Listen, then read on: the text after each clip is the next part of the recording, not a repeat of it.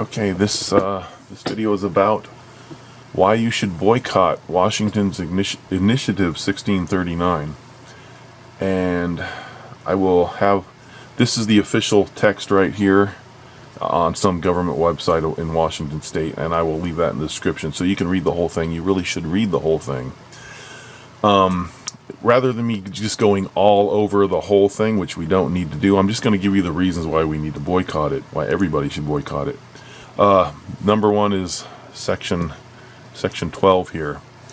A signed application to purchase a pistol or semi-automatic assault rifle shall constitute a waiver of confidentiality and written request that the healthcare authority, mental health institutions, and other healthcare facilities release to an inquiring court or law enforcement agency information relevant to the applicant's eligibility to purchase a pistol or semi-automatic assault rifle to an inquiring court or law enforcement agency. Now, the reason that you should be vehemently opposed to this is because down the road, as the left continues to degrade into insanity, there's just no telling that. Well, for instance, they're already. I mean, they're censoring social media right now, and down the road, your political views will be basis to deny you the right to own a firearm or to keep them. I'll guarantee you that. Down the road, that's going to happen. So you don't want to fall under their regulations. The thing about this bill, and there was some misinformation about it among the gun shops that I visited in the area. I live on the Idaho-Washington border, and some people thought that this applies to like the guns you currently own, and that you would have to run out and get that safety class to own them, and that's not the case. You have to get a semi-automatic safety class under your belt to purchase a new firearm after July 1st. And so what you should do is buy any firearms that you want to buy before July 1st. After such time, you should not buy any more firearms unless you are willing to move to do it. And that's what I'm going to do. If I have to have something down the road, I will move. And that'll be difficult, but that's what I'm going to do. For the reasons that, well, the requirement to have the safety certificate, it's a licensing requirement is what it is.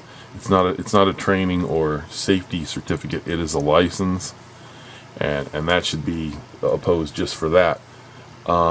See, we're going to go down to 27.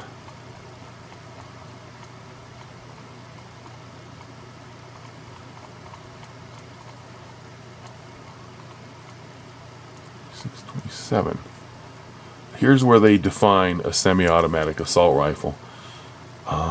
So unfortunately, Washington defines a semi-automatic assault rifle as any semi-automatic rifle, except for antiques made before 1889.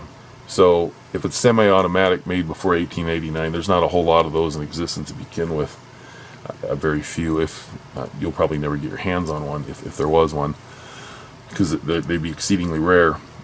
So everything that is semi-automatic is an assault rifle to the state of Washington, which kind of irks me because they said that they were going to enact common sense gun control. This is just stupidity gun control. So yeah, everything is an assault rifle that's semi-automatic to the state of Washington. Now, if you get this license so that you can buy a new semi-automatic 1022 even, down the road, the Attorney General, a future Attorney General that's whacked out on leftist ideology, may decide that since you applied for this license, and then let's say that you're done buying guns and you don't apply for another one, it's every 5 years.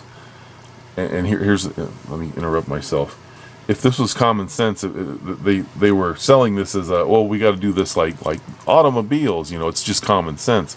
Well, you have to get your license, and you go through a driver's ed class, and then you get your license, and then I think it's every 4 or 5 years you renew your license. You pay a fee, but you don't have to get that driver's ed class every 5 years, do you? No, but if you're a gun owner, they want you to do that every 5 years.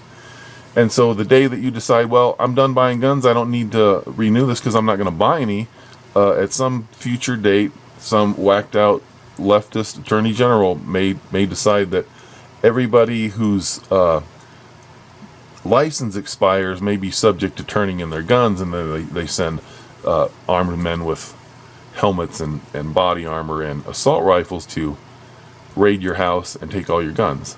So you don't want to fall under their regulations by signing up for their regulatory scheme. Just don't do it. It's not worth it. Highly recommend that you don't do it. So real quick, how they define semi-automatic rifle means any rifle which utilizes a portion of the entry of a firing cartridge to extract the fired cartridge case and chamber the next round. So that just said semi-automatic, and which requires a separate pull of the trigger to fire each cartridge. Semi-automatic rifle does not include antique firearms, any firearm that was made permanently inoperable, or firearm that is manually operated by bolt lever action or slide action. So there you go. They're calling everything an assault rifle.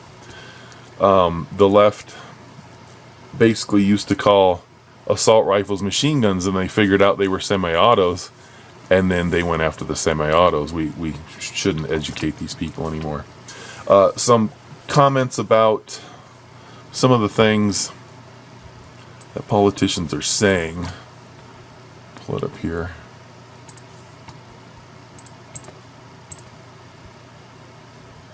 Here we are. Bob Ferguson. That's a picture doing, and Governor, you know, it's really a joy to live in a state where we have a leader like you who's going to speak out on these issues and lead by example. So thank you for your leadership as well. We all. So earlier, the governor was talking about how the police, the sheriffs that are opposed to this and are going on record as saying that they won't enforce it. Not only should they not enforce it, but we should boycott it. Everybody should boycott it. Dealers should boycott it if they can. I don't know if they can, to what extent they can.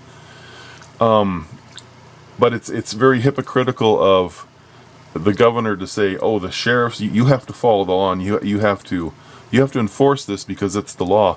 Completely forgetting about the fact that the people who sponsored this were sending their signature collectors out with bogus information, outdated information, and I'm not aware of the fine details, but just search Washington's I-1639, and you'll get an earful with what the petitioners did, how they conned people into signing this. They did not follow the law.